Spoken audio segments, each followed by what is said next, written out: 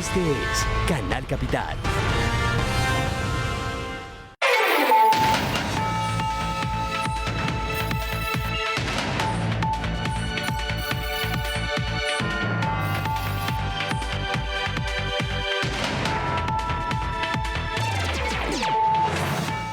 Hola, ¿qué tal? Muy buenas noches. Bienvenidos a Opina Bogotá, el espacio para la opinión, para el debate, para el análisis de los temas que nos importan, que nos interesan en Bogotá, en Colombia, y también analizamos la realidad del mundo. Y vaya que Colombia en las últimas horas ha estado en el ojo del huracán de los principales medios internacionales, también claramente de los medios nacionales. Ha renunciado finalmente el ministro de Defensa, Guillermo Botero. Lo hizo a través de un comunicado luego de anunciar que se había reunido con el presidente Iván Duque y que, debido a la coyuntura nacional, había decidido dar un paso al costado. Esto claramente después del debate de moción de censura que se llevó a cabo en las últimas horas en el Congreso de la República y de la revelación que hizo el senador Roy Barreras acerca de la muerte de 7, ahora sabemos, de acuerdo con la Fiscalía, que son 8 menores de edad en un bombardeo contra un grupo armado residual, contra una disidencia del Frente 62 de la FARC. Analizamos ese tema con nuestros invitados. Son las 8 de la noche, 37 minutos, y estamos en vivo desde los estudios de Canal Capital, canal público de todos los bogotanos en el occidente de Bogotá. Saludo inicialmente a la politóloga Sandra Borda, que nos acompaña, quien ha estado muy activa también en redes sociales, comentando acerca de este tema. Sandra, muy buenas noches, bienvenida a Opina Bogotá. Hola, Erika, muy buenas noches, gracias por la invitación. Y está también con nosotros el senador Roy Barreras. Deje el celular quieto, senador Roy Barreras, ya estamos al aire, porque al fin y al cabo usted convoca ese debate de moción de censura, hace la revelación y se siente ahora satisfecho tras la renuncia del ministro de Defensa, tras la salida de Guillermo Botero, a quien usted en reiteradas ocasiones ha señalado como una persona que no era competente para ocupar ese cargo. Buenas noches. Buenas noches, Erika, a los televidentes, Sandra. Bueno, no, satisfecho definitivamente no. Nadie puede estar satisfecho con la masacre y la tragedia que ocurrió en Tacuelló o en Corinto, con el genocidio de los indígenas, con el asesinato de los líderes sociales, 244 de ellos, con 169 reincorporados que han muerto. Alexander Parra, uno de ellos, asesinado al interior de un ETCR. Estas preguntas están sin responder, como están sin responder las preguntas de quienes han sido ejecutados extrajudicialmente, como Dimas Torres, como Flower Trompeta, y que fueron presentados como forcejeos o muertos en combate por este irresponsable ministro. Y por supuesto el ocultamiento, Erika, que le hizo a los colombianos, al país, de la muerte de estos 8 niños. 3 de esas niñas habían sido secuestradas, menores de edad, 12 años, 14, 13 añitos, y el personero de Puerto Rico, Caquetá, 2 meses antes en Consejo de Seguridad le había advertido al ministro para que las rescatara, y en lugar de rescatarlas las bombardeó, y murieron, y engañó al país, y se lo ocultó al propio presidente de la República. Creo que le hizo un gran daño en este año a la seguridad nacional, a la seguridad en las ciudades también, en las calles, en los barrios. Y su huida es apenas el primer paso, apenas una decisión obvia después de las denuncias que hice ayer y del debate de censura. Teníamos y tenemos las mayorías para esa censura. Lo importante ahora, sin jactancias, porque eso es inútil y no se trata de colgar trofeos de casa, es pensar en el país. Y creo que el presidente tiene la responsabilidad de convocar a la unidad alrededor de un acuerdo real que implique por lo menos 3 cosas. El respeto por la paz firmada, que abandonen esa agenda de destrucción, de hacer trizas la paz. Y eso implica, por supuesto, el respeto por los derechos humanos, por la vida de los líderes, por las garantías de vida de los colombianos. El segundo tema, la recuperación de la legitimidad de las fuerzas militares, de la confianza que se perdió por cuenta de las frases célebres de este ministro, de sus mentiras y de su falta de sensibilidad con los muertos. Y esa recuperación del tejido social será labor de quien esté en esa cartera, recuperando además la seguridad. Punto muy importante. Comentamos fuera de micrófono con Sandra, porque si a esa cartera llega una persona tan insensible como este, pues entonces nada se habrá resuelto. La renuncia del ministro no puede pensarse como que ya resolvió todo, ¿no? Los problemas siguen, la zozobra de las víctimas sigue, la angustia de los líderes sociales sigue y la inseguridad en las calles continúa. Y el tercer tema es que hay que tener una agenda económica de reactivación del país que controle el desempleo, que sigue disparado, que alivie las cargas tributarias de la clase media, que reactive la economía. Pero eso solo se puede hacer con un presidente que piense en el futuro y que se desamarre de ese lastre de lo más radical de ese uribismo guerrerista que lo tiene atado al pasado. Ojalá lo haga. Si es así, por el bien del país, seguramente estaremos allí para acompañar esa agenda nacional. Pero si no lo hace, aquí estamos también para defender la paz y para elevar la voz de la protesta social. Sandra Borda, sus primeras impresiones en torno a esta decisión conocida en la noche, la renuncia del ministro de Defensa, Guillermo Botero. No, pues Erika, yo creo que en general, digamos, el problema más grueso al que nos estamos enfrentando es que el compromiso en materia de normas internacionales con el derecho internacional humanitario y con los derechos humanos es un compromiso que siempre se debilita cada vez que el uribismo llega al poder.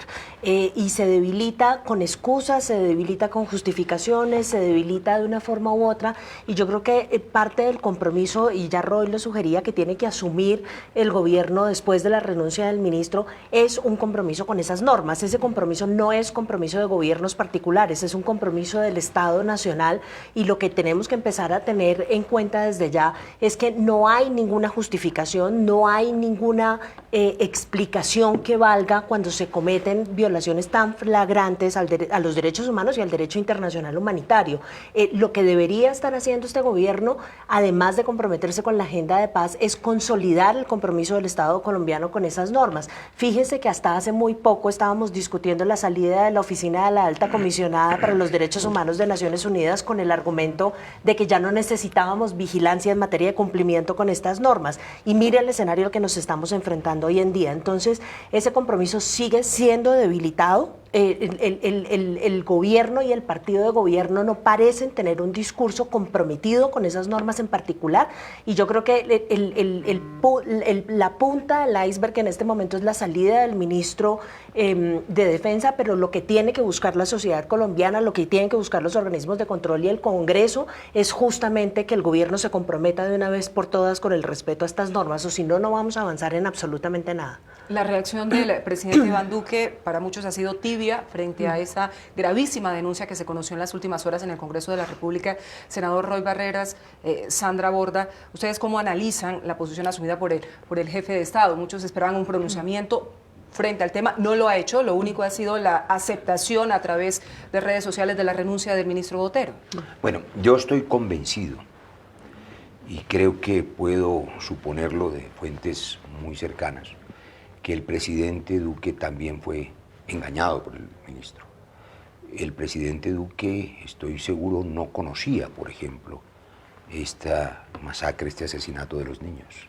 A los presidentes les llega la información de sus ministros y, por supuesto, entendiendo que el ministro de la Defensa es el que maneja la inteligencia y la información de más alta calidad, pues cuando el ministro es mentiroso o irresponsable o malintencionado, hace equivocar al presidente. Bueno, el mundo lo vio, Erika, frente a Naciones Unidas. Hizo hacer el ridículo más grande el presidente, haciendo una cosa que es muy difícil, que es equivocándose diciendo la verdad, porque los mentirosos se equivocan diciendo mentiras.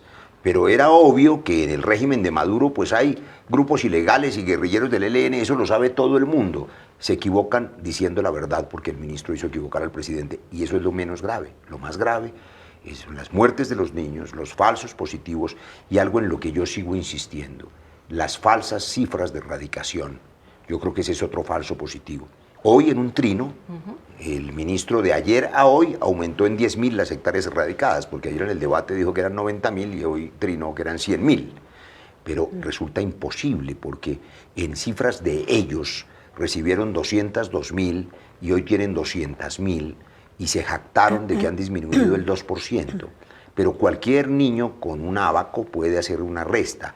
202.000 menos 100.000 pues da 102.000. Y tiene las mismas 200.000, por lo tanto, o es mentira la erradicación, o tiene la resiembra más alta de la historia, de un 98%, que además técnicamente es imposible por los tiempos de las cosechas. De suerte que este ministro engañó a todos los colombianos. Y creo que es una buena noticia, sobre todo, Erika, déjeme decir esto, para las fuerzas militares, porque las fuerzas militares siempre han estado en el corazón de los colombianos. Les agradecemos su compromiso, les agradecemos su sacrificio, cuidan la vida de todos, los queremos. Y por primera vez en la historia tienen la cifra de favorabilidad más negativa que se conocía en Gallup, 39%, por cuenta de los errores del ministro, de sus frases célebres y de sus mentiras y engaños. De manera que es bueno el cambio, pero ojalá no se equivoquen, y al frente tiene que haber un ministro que dé garantías para las comunidades, reconstruya la confianza, la legitimidad y pueda, por ejemplo, en el Cauca, lograr una comunicación legítima con las comunidades indígenas. Pero fíjese, senador, que yo creo que también ahí hay un elemento importante, y es que yo creo que muchos de los colombianos sentimos durante mucho tiempo que el Ministerio de Defensa era una rueda suelta. El argumento de acuerdo con el cual ese ministerio y otros ministerios duros o de mayor importancia se le habían otorgado al ala dura del Centro Democrático, que es la que representa al expresidente Lo mismo Uribe, la ministra del Interior. Siempre, exactamente. Siempre que también ha fracasado en su agenda legislativa. Siempre le daban a uno las sensación entonces de que el presidente tiene la capacidad de controlar y dar direcciones e instrucciones a un grupo de ministros, pero no a otro. Y yo creo que este es un momento que puede usar el presidente para tener un Ministerio de Defensa mucho más bajo su control y para además diseñar una política de seguridad que sea concomitante y que sea coherente con el tipo de aproximación que quiere tener frente a la implementación de la paz, que vaya de la línea, como decía antes, del cumplimiento de las normas de derechos humanos. Es decir, esta es una oportunidad para tener allí a una persona que dé línea en materia de política de defensa y de seguridad y que además sea línea del gobierno y no línea necesariamente de algunos de los miembros del partido. Y pues si uno fuera el presidente no dejaría de desaprovechar esa oportunidad, porque es que el gran problema que tenemos es que justamente se han estado comportando por fuera de la línea de gobierno durante mucho tiempo. Yo solamente tendría un pequeño desacuerdo con Roy. Esto no es ninguna sorpresa. El ministro de Defensa venía haciendo declaraciones y venía haciendo cosas que estaban dejando una muy mala sensación sobre el desempeño de las Fuerzas Armadas. El cuento pues de que lo de los líderes sociales eran líos de falda, de ropa tendida, no sé qué, o sea, se tomó con mucha ligereza muchos problemas muy gruesos en materia de seguridad por los que está atravesando el país, y yo al contrario creo que lo dejaron llegar demasiado lejos. Esta decisión, si hay algo en lo que uno pueda creer que se equivocó el gobierno Duque, es en haberse esperado a que llegáramos a un extremo de esta naturaleza para hacer un cambio en ese ministerio que en este momento en el escenario del posconflicto es el ministerio más importante de todos. Fernando Navarro es el reemplazo Espero que por un par de días, pero ahí la discusión para muchos es, tiene que venir una persona de una línea incluso más dura, tiene que ser un ver, militar. Por favor, esa sí es una discusión. Llevamos muchos años. Yo no estoy segura de que los militares sean necesariamente en línea más dura que la de Botero. Esa es una discusión del siglo pasado, pero déjeme decir que yo estoy de acuerdo con Sandra. A mí lo que me parece es que en el caso específico del bombardeo de estos niños, sí es probable que no supiera, de acuerdo. Él le ocultó la información inclusive al presidente, pero claro que se demoró en hacer los cambios. Yo hice un relato en los dos debates que adelanté de todos los fracasos y mentiras de este ministro, que la lista es absolutamente larga y que empieza además por la displicencia, la falta de sensibilidad. Mire, este ministro dijo cosas asombrosas. Dijo, por ejemplo, ante una pregunta mía en otro debate en la Comisión Primera del Senado, que la sociedad civil era cómplice de los criminales, criminalizando a la sociedad civil. Dijo que la protesta social había que regularla y respetarla siempre y cuando fuera de todos los colombianos y no de un sector, lo que implica además una ignorancia supina. Pues si hubiera seguido este ministro y si las cosas siguen como van, de verdad van a protestar los 45 millones de colombianos. Dijo además que los indígenas eran culpables porque se estaban matando entre sí. Y dijo que los campesinos eran sospechosos de tener vínculos, pero nunca dijo una sola palabra sobre las denuncias, por ejemplo, del arzobispo de Cali sobre infiltraciones de esa ilegalidad en algunos de los cuerpos policiales. La inmensa mayoría de las Fuerzas Armadas, como la inmensa mayoría de los padres de familia, de los educadores, de los sacerdotes, cumplen con su deber, pero así como hay curas pederastas y así como hay padres maltratadores, pues también hay algunos miembros de las fuerzas que tienen complicidades con el narcotráfico y que son responsables de muchos de esos crímenes. Jamás el ministro mostró voluntad alguna de depurar las fuerzas militares. Es más, Sandra tendrá una opinión más científicas de la ciencia política de este asunto, pero creo que uno de los grandes daños que le hizo a las fuerzas este ministro es que las politizó y las dividió en unas fuerzas militares amigas de la paz y otras amigas de la guerra. Y hay una guerra intestina feroz, se tiran entre ellos. Sacaron de la línea de mando a los expertos en inteligencia, expulsaron y purgaron a aquellos que habían trabajado en el proceso de paz y se quedaron con una línea guerrerista, a pesar de que tienen algunos serios cuestionamientos en materia de violación de derechos humanos. Y aquí lo que muchos se preguntan, Sandra, es el tema del ocultamiento de los hechos, de las versiones tergiversadas, que efectivamente pueden ocurrir hechos en el interior de las fuerzas militares. Estamos hablando de unos cuerpos de más de 200, 300 mil hombres, si sumamos policía, ejército y demás. 500.000. Efectivamente. Y uno dice, por supuesto que puede haber unos hechos puntuales, pero el manejo que le dio el ministro es lo que le cuestionan muchos ciudadanos. Ese es justamente el lugar en donde está la gran contradicción en todo esto, ¿no? Porque claro, después de que se hace público en el debate de ayer lo que sucedió con los niños en este bombardeo, entonces la reacción empieza a ser de muchos sectores del uribismo. Bueno, pero pues es que eso se podía, ¿no? Entonces usted tiene desde las explicaciones legales que no tienen ningún sentido, de acuerdo con las cuales un niño que ha sido reclutado forzosamente automáticamente se convierte en combatiente y entonces pues si estaba ahí adentro pues es problema de él, ¿no? Que es una interpretación absolutamente tergiversada. Por y algo loca sería, era una frase célebre del ministro, cuando mataron a Dimar Torres, que yo creo por eso dijo, por algo sería, que se parece a la frase de Uribe de que estarían cogiendo café. Es una nueva versión de que estarían haciendo, exacto, estarían recogiendo café, no estarían recogiendo café. Entonces, parte de lo que sucede allí es que el uribismo se ve en la obligación de empezar a justificar lo que sucedió, cuando el acto mismo de haber ocultado esta información ya deja absolutamente claro que ellos sabían perfectamente que esto era una cosa, uno, ilegal en términos del derecho internacional humanitario o de los derechos humanos mismos, dos, una cosa que iba a tener un costo político enorme para el gobierno y para el mismo ministro de Defensa, y tres, digamos un acto de irresponsabilidad completa con el oficio último de las Fuerzas Armadas de este país, que es proteger a los civiles y proteger a la gente que no tiene nada que ver con el conflicto, que además son los niños, lo más importante de este asunto. Entonces, que tienen derechos prevalentes. Entonces, claramente, el ocultamiento de la información es justamente lo que lleva a mucha gente a concluir que ellos mismos sabían que eso que estaba ocurriendo era equivocado, era ilegal, iba a tener un costo político enorme, y por eso ahora las justificaciones son absolutamente vacuas y no tienen ningún tipo de credibilidad. Y para ser aún más grave, Erika, el asunto, estos niños, 3 de esas niñas, estaban secuestradas y el defensor del pueblo lo advirtió 2 meses antes y pidió que las liberaran y lo que hicieron fue matarlas.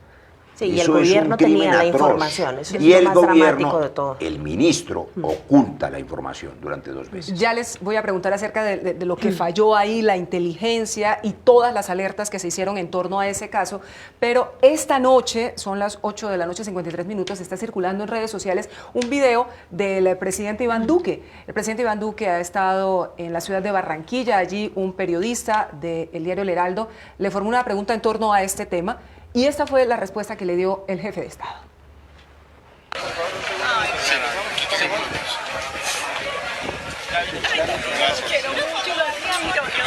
Presidente, ¿qué opinión le merece el bombardeo ¿qué tal? Presidente, el bombardeo, ¿qué pasó con eso? ¿De qué me habla, viejo? De lo de la moción de censura contra él. La moción de censura. Tranquilo.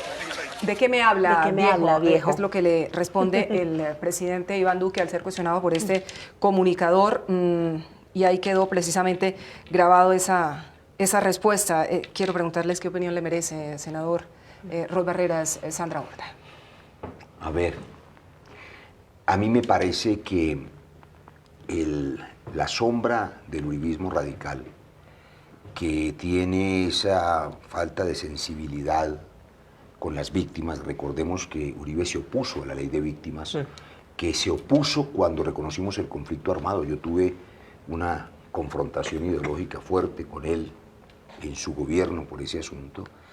Desconocían a las víctimas y son insensibles a los hechos, que es lo que hacía Botero.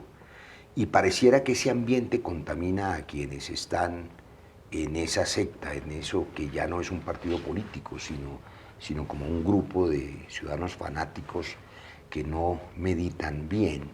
Yo espero en verdad que el presidente de la República, que es un hombre que vivió mucho tiempo en el exterior, es un hombre que yo creo que es un hombre de manos limpias, que no ha participado ni estuvo en Colombia en esa época cruel de masacres y de falsos positivos, pues es un hombre que pueda liberarse de esa sombra y pueda asumirse el demócrata, el capaz de conducir el país, pero además es lo único que podemos esperar, Erika y Sandra, porque es que le quedan 2 años y medio de gobierno, de manera que si él no reconduce el país hacia la paz, hacia la tranquilidad, hacia la seguridad, hacia la confianza, pues van a ser 2 años y medio muy difíciles para Colombia, con estallidos sociales incluidos.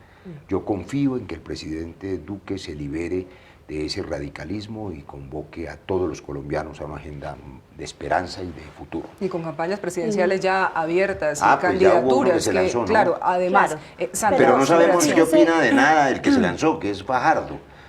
No sabemos qué Bueno, opina deje a sobre... Fajardo tranquilo hoy. No, es que como ella dice que se lanzó, yo no le he No oído sabemos hablar qué nada opina. sobre el Cauca. No, sí tiene un par de tweets en el que ha dicho que ¿Sobre esto el es una Cauca? cosa que no está funcionando sobre lo que acabó de pasar con el ministro y demás. Ah, Pero qué mire, bueno. fíjese, yo creo que ahí hay una cosa, Roy es un poco más optimista. Yo tengo muchas dudas y me preocupa un fenómeno que he venido señalando en varias ocasiones, lo he escrito y trato de entenderlo porque me parece un fenómeno bien complicado, y es el nivel de desconexión tan grande que tiene el presidente con lo que está sucediendo en el país. Esta mañana, cuando todos los medios de comunicación estaban hablando sobre lo que había sucedido en el debate ayer, cuando todo el mundo estaba discutiendo la atrocidad de lo que estábamos presenciando, el tuit del presidente era un tuit sobre la competitividad en el país y el funcionamiento de la economía. Y hoy veo ese video y la sensación que me produce es una sensación muy parecida a la que me produjo, sabe, el presidente Piñera cuando empezaron las protestas en Chile, que es esta idea de reaccionar con un nivel de conexión mínimo con lo que está sintiendo la gente y con el nivel de frustración y con el nivel de insatisfacción enorme de la opinión con lo que está haciendo el gobierno.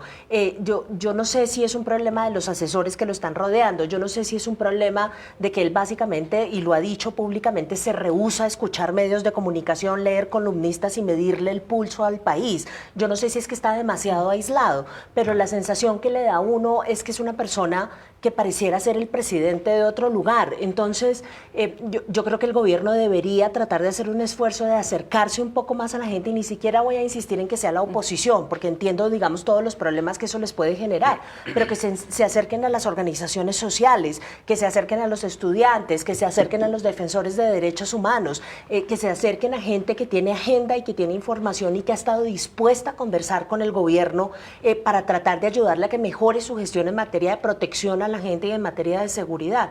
Eso es lo único que uno le pide en este instante, porque es que honestamente esas declaraciones lo dejan a uno pensando, está en otro lugar, y entonces ¿quién va a tomar la decisión sobre lo que está sucediendo? Es muy pertinente lo que dice Sandra sobre la desconexión, sobre vivir en una burbuja, le pasa a muchos presidentes, pero yo creo que la frase más célebre a propósito de Piñera, de esa desconexión, es la de la primera dama, Sí. que en medio de la crisis dijo esto como que se llenó de alienígenas. Sí. Es como una invasión de extraterrestre. Sí, Sí. vamos a tener que renunciar a algunos de nuestros privilegios, Sí. dice la señora como si fuera una sultana. A tener que hacer un esfuerzo, un sacrificio. esfuerzo, pero resulta que la alienígena es ella, Sí. es decir, los que están en Así otro es. planeta son ellos.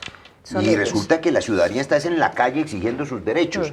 Y volviendo a Colombia, a mí me parece que la ciudadanía sale a la calle a protestar cuando no es escuchada, cuando los gobiernos se aíslan. Si no se quiere un estallido social cuyas consecuencias pueden ser indeseables, yo no deseo que eso ocurra, porque puede ser incontrolable en Colombia, donde a diferencia de Chile tenemos grupos criminales, narcotráfico, disidencias.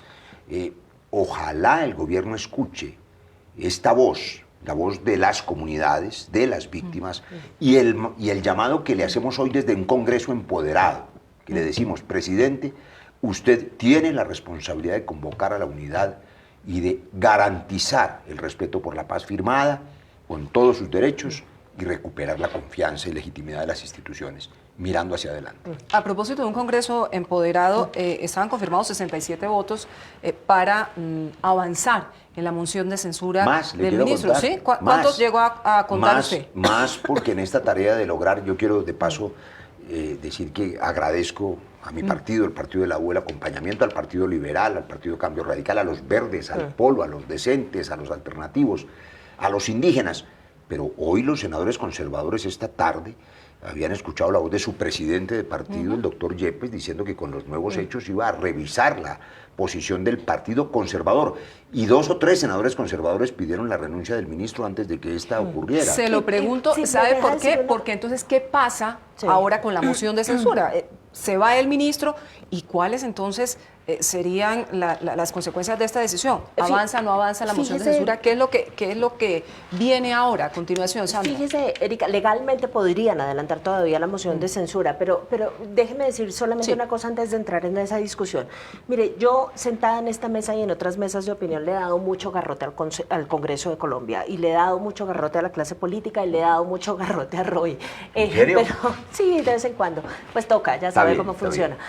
Pero en este momento sí quisiera resaltar el papel que está cumpliendo el Congreso colombiano y cómo se está gestando un sistema de pesos y contrapesos que es la forma en la que debería funcionar la división de poderes en una verdadera democracia.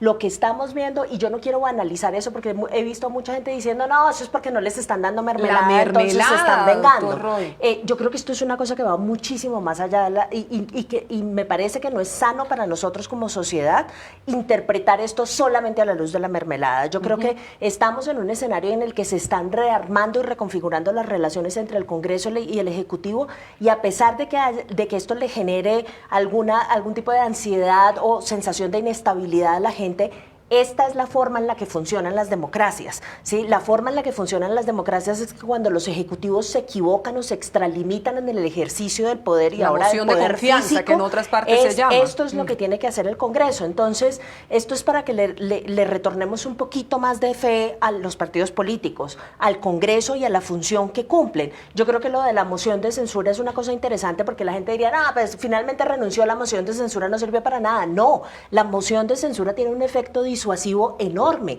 Si no hubiese sido por todo lo que vimos una gran mayoría de los colombianos ayer en televisión, por las denuncias que hizo el senador Barreras y por todo lo que escuchamos, en este momento no tendríamos a un ministro renunciando a su cargo. Entonces, esto es simplemente una invitación para que revisemos un poco, y me estoy invitando yo también a revisar, digamos, el análisis que hacemos sobre la división de poderes en Colombia, porque esta es la forma en la que debería estar funcionando permanentemente. Pero La además- moción de censura es una moneda de cambio, es un chantaje, es lo Es que un está mecanismo de control. buscando, lo que está buscando el Congreso en Mermelado. Es que hay muchas opiniones justamente hoy en torno a lo que está pasando. Dicen que luego del ministro de Defensa viene el ministro de Agricultura, Valencia, y así quieren presionar al gobierno, y luego viene la discusión de la ley de financiamiento en la que, según muchos sectores, el Congreso va a llevar contra las cuerdas al gobierno.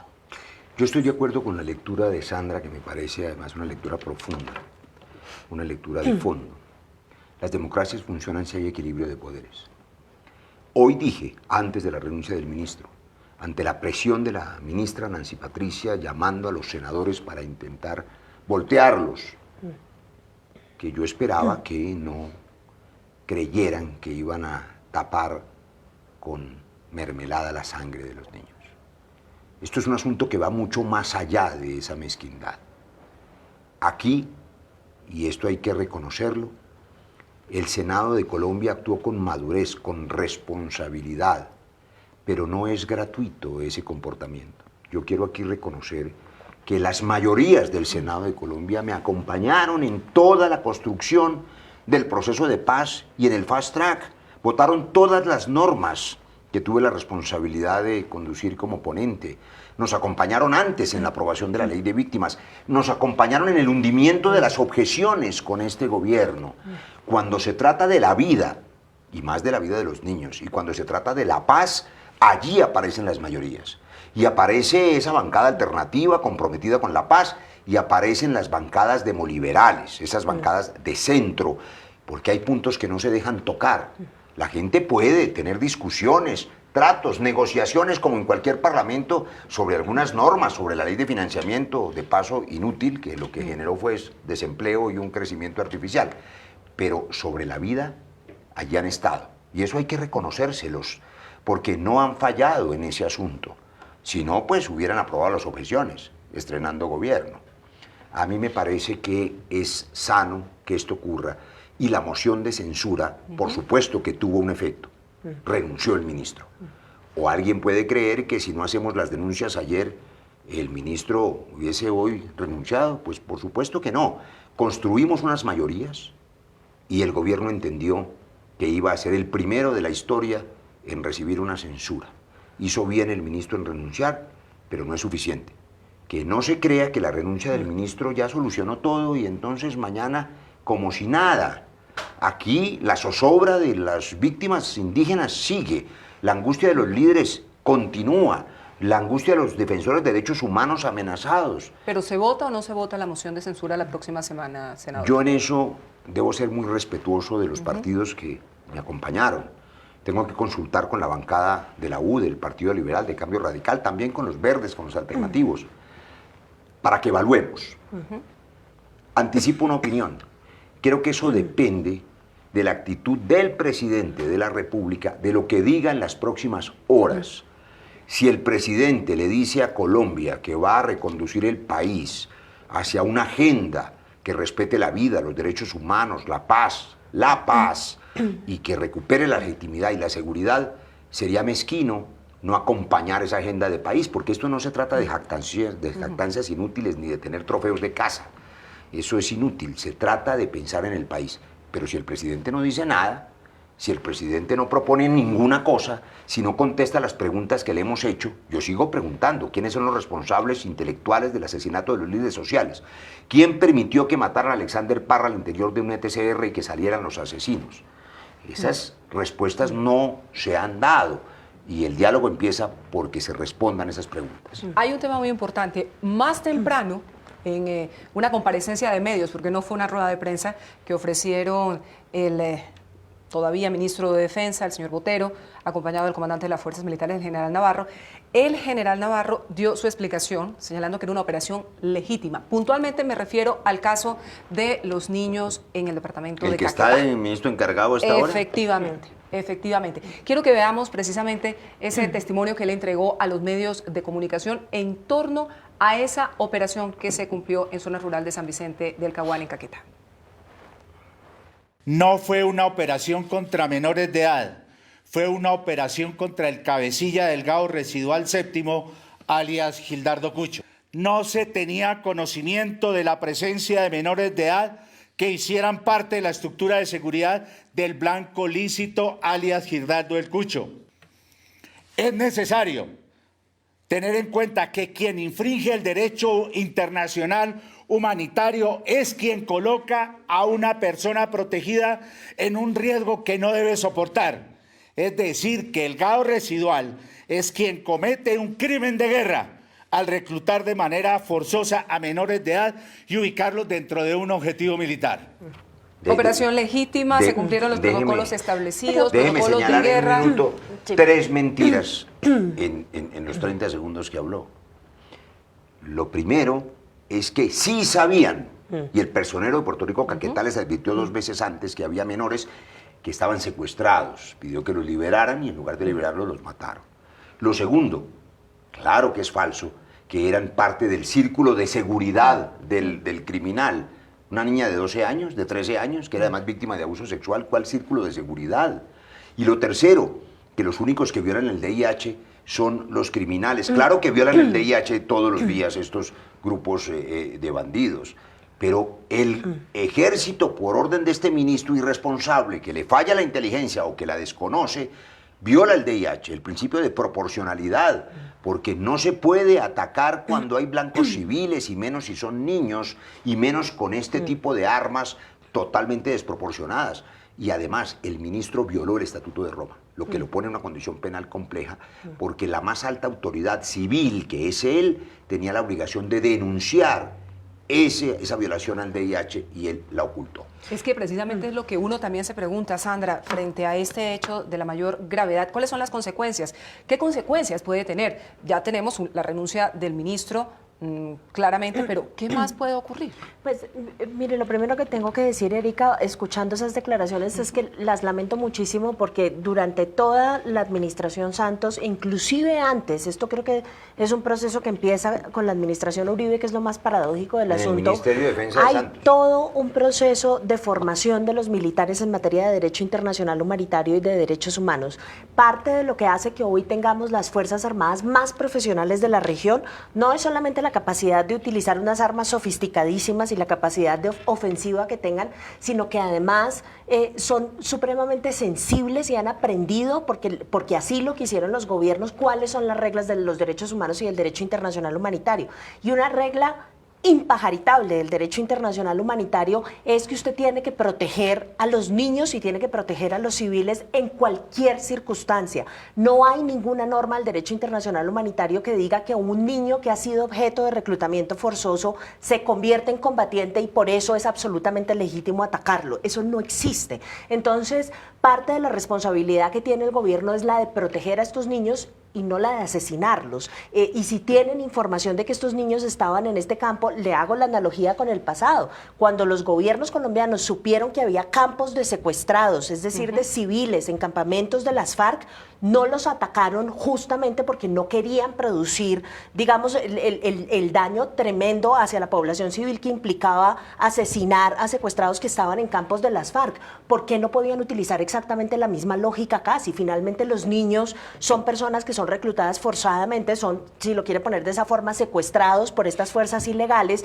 y necesitan ser protegidos por el Estado. Entonces, a mí me preocupa mucho eso y quisiera decir simplemente que el gobierno debería pegarle una reflexionada a esto y fijarse en los discursos que tienen sus eventuales candidatos para ser ministros de defensa y en qué medida están dispuestos a pegarle esta estirada terrible y esta tergiversada terrible al derecho internacional humanitario para justificar acciones absolutamente ilegales a la luz de ese derecho.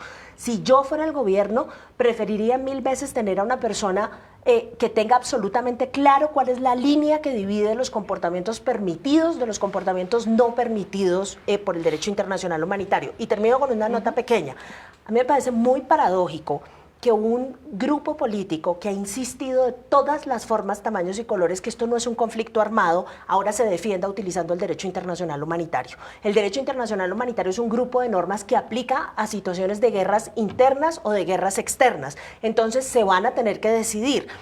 O usan el grupo de normas del derecho internacional humanitario y admiten que esto es un conflicto armado y no siguen presionando a la comunidad internacional para que borre de todos los acuerdos el término conflicto armado, o se sujeta a las normas de derechos humanos que son mucho más amplias, mucho más demandantes y que esperan un comportamiento mucho más responsable del Estado frente a los civiles, pero van a tener que tomar una decisión pronto.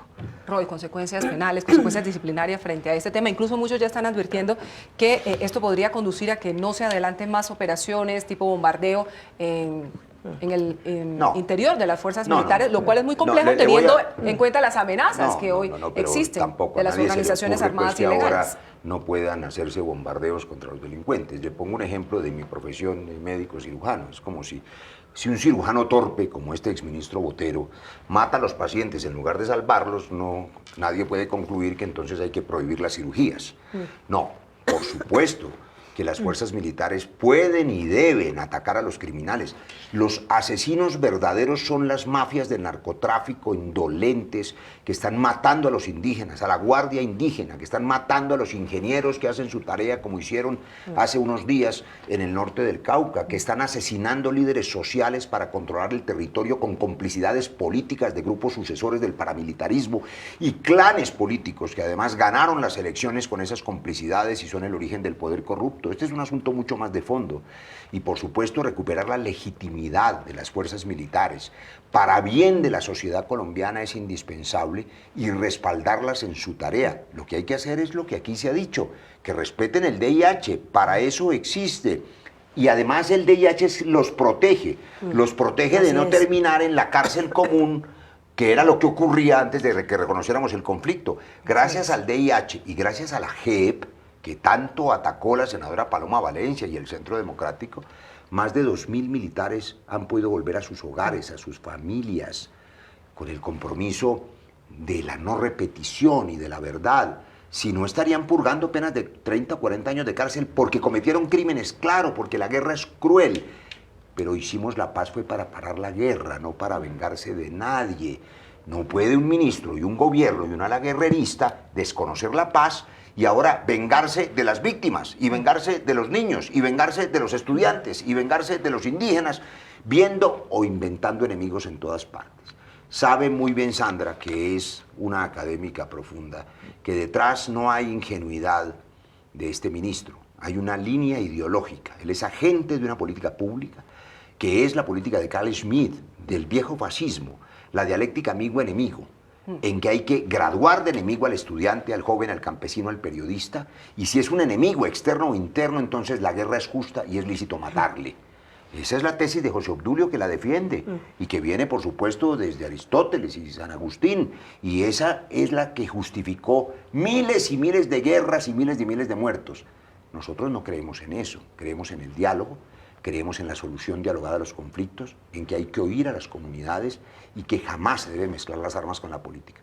La maldición del narcotráfico hay que atacarla, pero ese es otro debate porque en eso también se equivoca este gobierno. Hay que oír también a las familias, Sandra y senador Barreras, de estas niñas, de estas menores, la mamá de la niña de 12 años diciendo cómo ella fue reclutada por la fuerza o cómo la joven de 17 años fue raptada cuando visitaba a un familiar, porque hay muchas personas que están justificando de manera muy cínica, de manera muy descarada, verdaderamente insensata, que es que estaban ahí probablemente porque ya tenían una edad no, que pues les si el permitía general dijo que eran hacer. parte del anillo de seguridad del delincuente cuando eran niñas secuestradas, víctimas, que pedían que las rescataran las madres y el personero, y en lugar de rescatarlas las mataron. Es que eso no tiene Ahí justificación están documentados los casos. Vamos cerrando.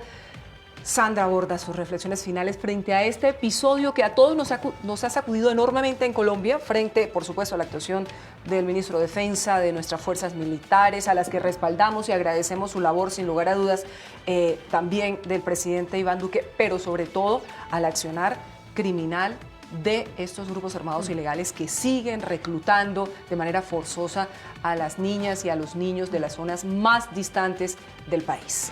Pues Erika, yo tristemente lo que tengo que decir es que cuando estalló el escándalo de los falsos positivos, digamos, siempre pensé que la clase política colombiana y que los gobiernos que se encargaban de pelear la guerra contra estos grupos ilegales tendrían una curva de aprendizaje y que de una forma u otra aprenderían, si eso se puede decir, a pelear esta guerra que nos ha tocado pelear desafortunadamente en una forma un poco más humana, que para eso está el derecho internacional humanitario y demás. Pero es muy difícil cuando hay un sector político de este país cuyo problema no es que no tenga una curva de aprendizaje, sino que parece no querer aprender que hay forma de pelear estas guerras que nos permiten respetar a los civiles, que nos permiten cuidar de los niños y que nos permite proteger a la población que no se quiere ver involucrada en este tipo de cosas. Yo estoy empezando a sospechar que esto no es un problema de curva de aprendizaje, estoy empezando a sospechar que consideran legítimo y que consideran normal pelear las guerras de esta forma, y a mí honestamente no me gusta vivir en un país donde hay un gobierno así. Gracias, Sandra Borda. Senador Roy Barreras. Una conclusión final. Yo defendí a los pilotos del bombardeo de Santo Domingo en Arauca. Y lo hice porque estudié el caso a fondo y llegué a la conclusión de que el capitán que estaba al mando y el teniente habían recibido información equivocada, recibieron órdenes, cumplieron con su deber y los hicieron cometer un error trágico. Pero eso no se le ocultó al país y ellos le contaron al país lo que había ocurrido. En este caso, no solamente había estos niños de por medio, sino que se le ocultó la verdad del país. Por eso se fue el ministro y creo que es apenas el primer paso para que alguien que llegue a esa cartera recupere la confianza y la legitimidad de las fuerzas militares. Esas fuerzas militares que queremos, que respetamos y que el ministro estaba dividiendo y usando y manipulando. Ayer obligó a 50 generales a ir en un acto intimidatorio a la plenaria. Nada tenían que hacer ahí. Era para escudarse en ellos. Él sí los estaba usando de escudos humanos. Ahora me escribían en un trino, en una frase, una paradoja que resume todo en 3 palabras.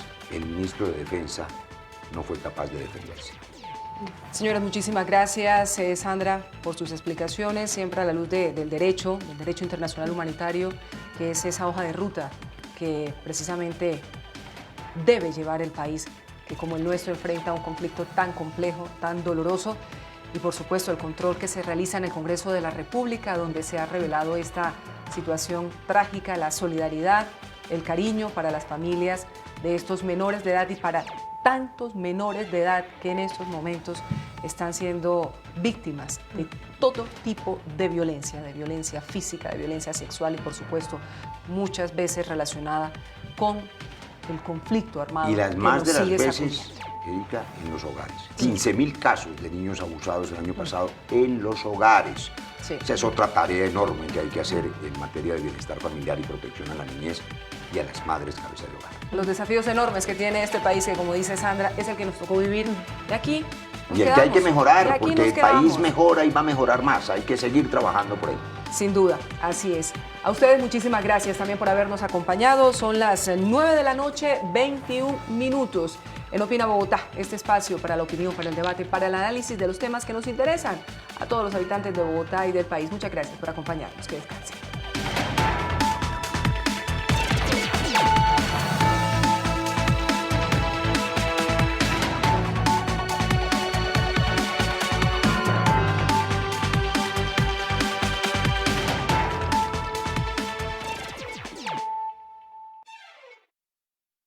Canal Capital ha dispuesto